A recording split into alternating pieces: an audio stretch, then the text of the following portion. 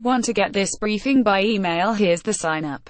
Good evening. Here's the latest. With McNamee. Getty Images 1. Lawmakers are back at work on Capitol Hill, and Republicans are charging ahead with their push to get a $1.5 trillion tax cut bill on the president's desk by Christmas. The Senate could vote on the bill this week. Republican leaders are scrambling to corral votes, but at least 6 GOP senators have not committed to it, citing concerns over the deficit and the effect on health care. They include Jeff Flake, Bob Corker and Ron Johnson, above from left. Here's the list. The House bill offers a Republican bonus that some are trying to add to the Senate's the repeal of the Johnson Amendment, which prohibits churches from engaging in political activity. Jacqueline Martin, Associated Press 2. Confusion reigned at the Consumer Financial Protection Bureau as an Obama holdover vied with a Trump pick for leadership. Only one brought donuts. That was Mick Mulvaney, above, the Trump appointee, who also happens to be Mr. Trump's budget director and a foe of the agency. The courts have been asked to decide whether the agency's succession rules should apply, or a federal rule that allows Mr. Trump to prevail. We collected the best writing from the right and left about the dust-up. Tom Brenner, New York Times 3. A White House event honoring Navajo veterans of World War II went awry. In the midst of praise for the Navajo Code talkers he was standing next to, Mr. Trump invoked the insult he has long used against Senator Elizabeth Warren. Pocahontas, Mrs.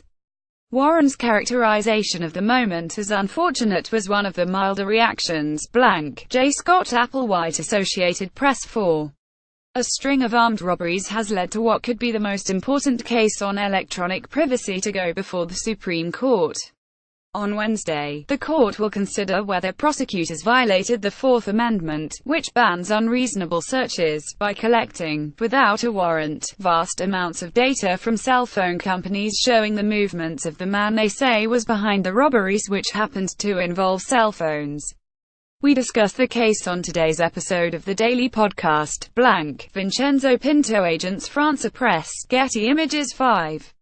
Pope Francis is navigating a diplomatic minefield in Myanmar. He met with a top military leader, who has only gained popularity from his forces' assaults on Rohingya Muslims.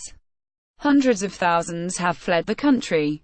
On Tuesday, Francis is scheduled to meet with a civilian leader, Aung San Suu Kyi, who's been criticized around the world for not doing enough to halt the violence, but who may be the country's best chance to prevent a backslide into absolute military rule. Johannes Christa, Reuters 6. Tens of thousands of people are being evacuated from an erupting volcano on the Indonesian island of Bali. Mount Agung killed nearly 2,000 people when it last erupted, in 1963. Officials warned that the eruption could move into a more violent phase that could project hot gases, lava fragments and blanketing ash up to 6 miles in minutes. Daniel Lilolivas, Agence France Press, Getty Images 7. It's official, Prince Harry is engaged to his girlfriend, Meghan Markle. Their wedding is set for next spring. Watch them discuss his proposal. The warmth with which the royal family announced the marriage underscores just how much the British royal family has changed. Ms. Markle, an actress, is American, biracial and divorced. Now the scrutiny of her every move and style choice will intensify. The British royal family has officially entered the 21st century, our fashion critic proclaimed, adding that Ms. Markle has a chance to chart a new course via her dress, one that is perhaps a little more contemporary and a little less spun sugar. Theo Struma for the New York Times 8. Happily gentrifying the neighborhood since 2014, but the neighbors of the Denver area cafe that posted the sign weren't so happy. As a picture of the sign circulated on social media, protests piled up from people objecting to the displacement of longtime residents by rising rents, a phenomenon that's been repeated from Brooklyn to San Francisco. It was like someone punched me in the heart, said a woman who can no longer afford the historically black neighborhood. Federico Rios Escobar for the New York Times 9. Our travel writer went to Nicaragua to explore the legacy of one of the great heroes of the Spanish language, Rubén Darío. A poet who died 101 years ago, he created work that shattered literary norms and breathed new life into the language, on both sides of the Atlantic.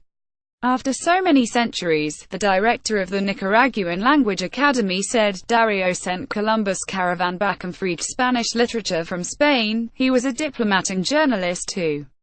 Check out this article he wrote for The Times in 1914, on his first impressions of New York City. The steamer was moving slowly and the foghorn was groaning in hoarse tones. Esther Arts 10.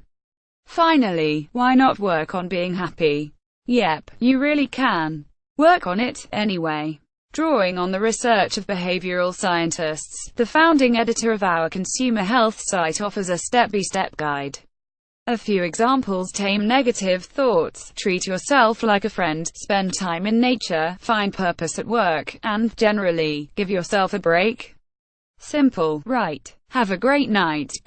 Your evening briefing is posted at 6 p.m. Eastern. And don't miss your morning briefing, posted weekdays at 6 a.m. Eastern, and your weekend briefing, posted at 6 a.m. Sundays. Want to catch up on past briefings? You can browse them here. If photographs appear out of order, please download the updated New York Times app from iTunes or Google Play. What did you like? What do you want to see here? Let us know at briefing@nighttimes.com.